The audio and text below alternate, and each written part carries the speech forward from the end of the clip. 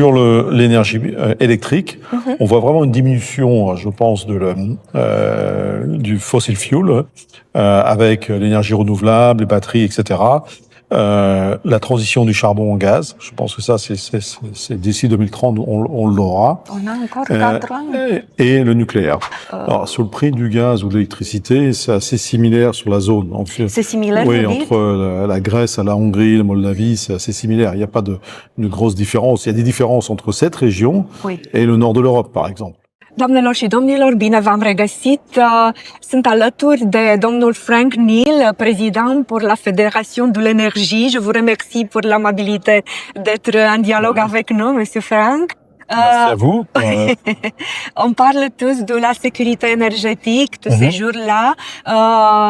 Est-ce qu'aujourd'hui, vous avez noté des idées importantes en ce qui concerne la sécurité énergétique pour la Roumanie? Alors, je pense qu'il y avait peut-être deux choses à retenir aujourd'hui pour moi sur ce thème-là. C'est et c'était l'intérêt d'avoir une conférence internationale, c'est la collaboration entre les pays limitrophes. Donc en fait, on voyait entre la Hongrie, la Bulgarie, la Moldavie, comment on peut coopérer pour améliorer la sécurité supply, cybersécurité, etc. Sur les échanges, tout ce qui est sécurité. Je pense que ça, c'est la première chose qui est un peu l'objectif de la réunion aujourd'hui. Le deuxième, c'est la relation entre les gens qui décident de la loi, les législations, le gouvernement, les autorités, les régulateurs et les investisseurs. On a besoin des investisseurs de comprendre dans quel régime fiscal, dans quel régime législatif on peut investir. Et si on veut accélérer l'investissement, c'était aussi un des thèmes, si on veut une security of supply, il faut accélérer l'investissement, d'améliorer la coopération sur ces points législatifs qui sont importants. Je pense que c'était ça. Et peut-être un troisième point qui était pas forcément sur security of supply, mais sur toute la législation européenne qui a du sens dans l'esprit de la transition énergétique, mais qui pour cette région d'Europe centrale qui a été très frappée par le gaz, la guerre entre la Russie et l'Ukraine, d'avoir un timing, excusez-moi de l'anglais, un timing qui soit différent ou qui soit donné plus de temps pour pouvoir implanter cette transition énergétique, parce qu'il y a un problème de prix, il y a un problème de ce que les gens peuvent payer, et qu'il ne faut pas prendre des mesures qui ne pourraient pas acceptées par la population. Donc, je pense que c'est les thèmes principaux. Les thèmes principaux. Vous avez aussi noté les 2 lignes d'un contrat avec la Turquie et qu'il y a sont des risques assumés. À quoi vous faisiez référence? En fait, aujourd'hui, la Roumanie, et surtout pendant l'hiver, on doit importer du gaz. Et en tant qu'OM de Petrom, ce qu'on a fait depuis 2019, on a commencé à importer du gaz, soit de Grèce, soit de Turquie. C'est principalement du gaz, ce qu'on appelle du GNL, c'est du gaz liquéfié, qui arrive par bateau dans des terminaux, en Grèce et en Turquie. Et ensuite, nous, on s'est mis en place toute l'organisation pour pouvoir prendre ce gaz, acheter ce gaz et le ramener sur la Roumanie. Donc c'est des prises de risques, des challenges en termes d'achat, capacité, etc., etc. Je vais pas rentrer dans le détail, mais c'est quelque chose qu'on a voulu faire parce qu'on voyait que tant que Neptune Deep n'était pas là, il y avait un besoin d'approvisionnement de gaz pour la Roumanie. Je ne sais pas si vous avez une opinion ou pas, mais vu que l'activité de Lukoil est arrêtée, comment ça peut affecter... Pas encore. En train d'être arrêtée, voilà. Comment ça peut affecter la sécurité énergétique en Roumanie?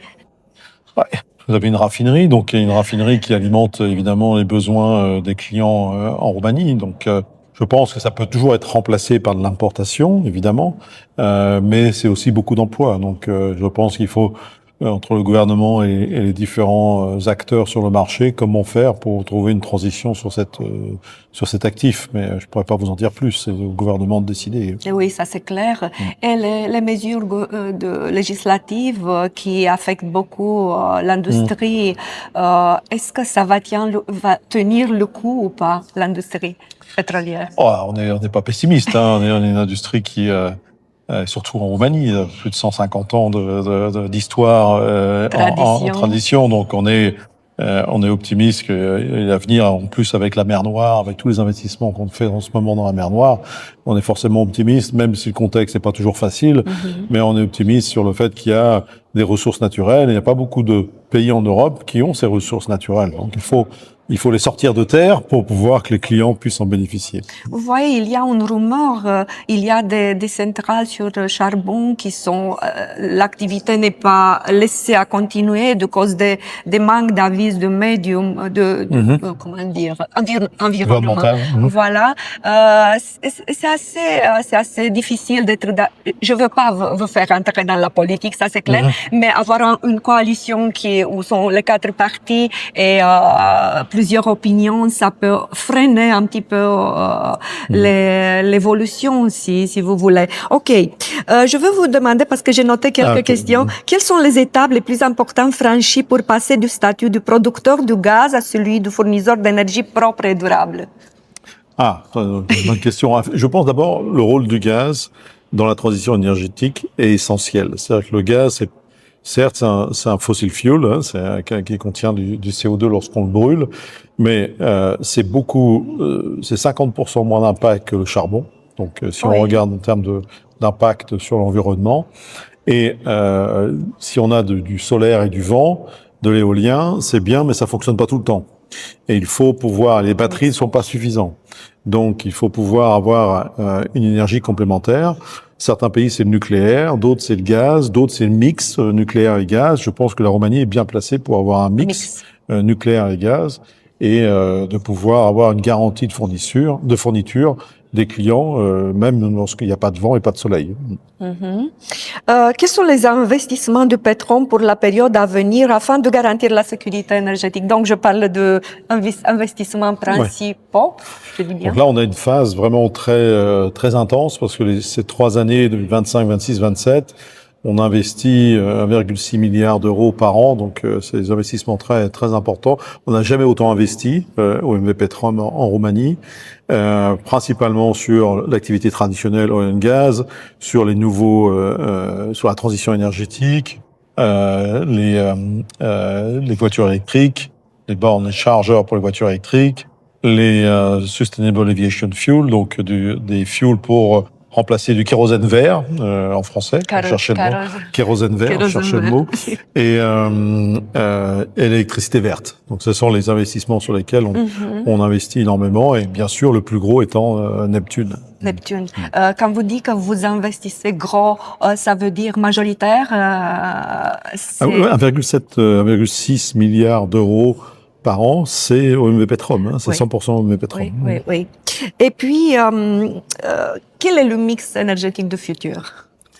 On parle de cette pays. Je pense, si on parle de la Roumanie, si on prend, moi je regarde souvent sur la partie électricité, si on regarde tout ce qui est énergie primaire, c'est peut-être plus compliqué, mais le rôle du pétrole reste fort.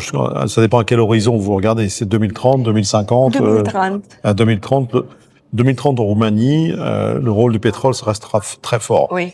Parce que on importe des voitures. Quand on regarde les voitures et le parc immobilier roumain, le parc d'automobiles roumain reste très sur des voitures diesel et gasoline, et donc ça a forcément un impact sur la durée de la consommation et des besoins. Il y a des voitures électriques, des voitures hybrides, mais ça reste minoritaire. Donc il y aura toujours un besoin important par rapport à la mobilité, par rapport renouvelable, par rapport à la mobilité. Sur l'énergie électrique, on voit vraiment une diminution, je pense, du fossil fuel, avec l'énergie renouvelable, les batteries, etc. La transition du charbon au gaz, je pense que ça, c'est d'ici 2030, on l'aura. On a encore 4 ans. Et le nucléaire. Voilà, ça, je pense que là, et j'allais oublier l'hydraulique. L'hydraulique qui reste très important. Oui.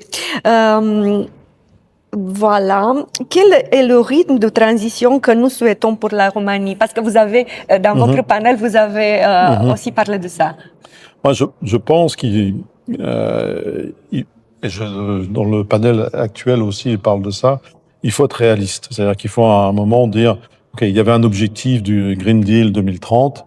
On voit qu'il y a des sujets, des technologies sur lesquelles on ne va pas obtenir les résultats qui étaient sur l'hydrogène, par exemple, qui étaient escomptés.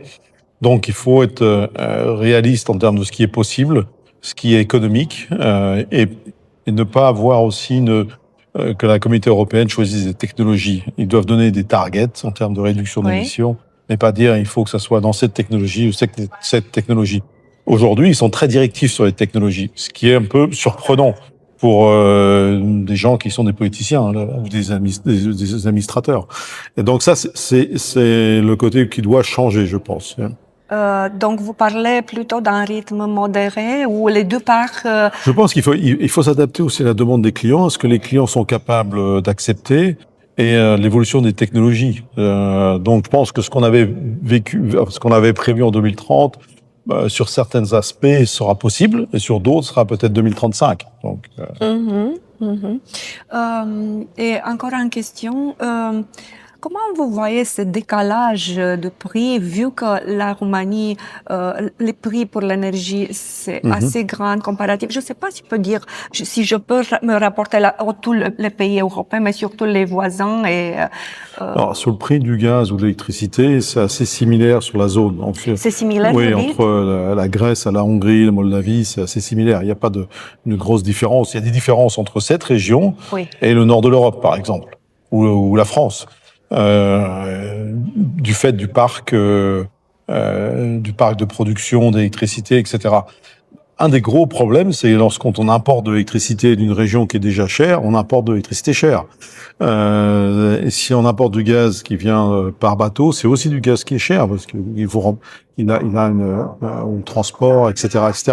Donc la solution pour cette région, c'est Neptune Deep, c'est devenir un exportateur d'énergie et non pas un importateur d'énergie. Monsieur Niel, quand même, la Bulgarie a des prix plus bas que la Roumanie, non. Parce que si vous parlez d'une différence qui dépend d'été, hiver, etc. Donc c'est en moyenne, c'est pas vraiment. Sur l'énergie électrique, vous verrez que c'est quasiment la même. Sur le gaz, c'est un peu plus bas. Mais pas beaucoup. Mais comment ça s'explique que c'est plus bas? C'est la cause des accises et des taxes? Il y a ça, définitivement. Il y a l'effet des taxes. Et puis, du type de gaz qu'ils achètent par rapport à ce que nous, on achète pour la Roumanie. Donc, ça peut être différents achats de gaz. Il faudra demander aux Bulgares. Ils sont là, donc il faut demander aux Bulgares. Oui, ça c'est pas mal. Et les principaux mécontents... Il faut que j'y aille. Excusez-moi. La dernière question. Les principaux mécontentements des joueurs de l'industrie d'énergie en Roumanie. Je pense, c'est toi mentionné, c'est surtout ce qui est développement du gaz onshore, les taxes sont très élevées, beaucoup trop élevées en Roumanie. C'est même pas des taxes, c'est une punition en fait. Donc là il y a un vrai problème si on veut favoriser l'investissement sur le onshore gaz. Et sur tout ce qui est permitting, on a discuté pas mal de ce problème entre la différence entre les régions en zone rurale où les municipalités n'ont pas forcément le personnel pour gérer des dossiers compliqués, des permittings qui sont pas assez digitalisés, des procédures trop lentes, etc. Donc je pense qu'il y a un problème sur le permitting, problème sur des zones de taxes sur le gaz onshore. Je pense que le dialogue doit toujours être favorisé. Il faut qu'on continue à avoir ce dialogue important entre la fédération et les autorités pour résoudre ces problèmes. C'est une liaison cordiale, je pense. Oui, tout à fait. Je vous remercie. Merci, bonne journée.